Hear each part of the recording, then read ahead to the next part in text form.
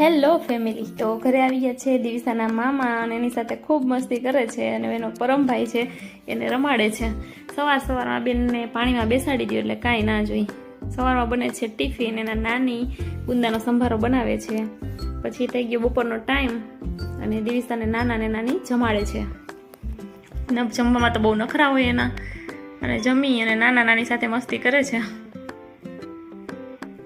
પછી બપોરનો ટાઈમે દિવિસા મારી સાથે છુપન છુપાઈ રમે છે. અને શું તો હોય ની બેનને સુડાવે એટલે ઘોડિયામાં બસ ઊભું થઈ જવાનું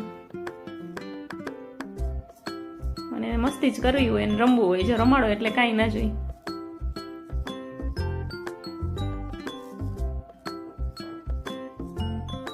અને અમારે એક ફંક્શન છે, એ વિડીયો હું તમને આગળના બ્લોગમાં બતાવીશ.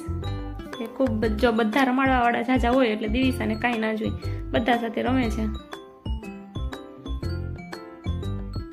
અને સાંજ થાય એટલે દિવિસાને બહાર જવું હોય, જેના પપ્પા એને બહાર લઈને ગયા એટલે બહુ ખુશ છે.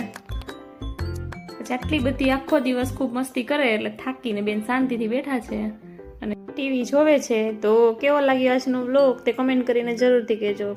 મળીએ નેક્સ્ટ વ્લોગમાં. Bye bye.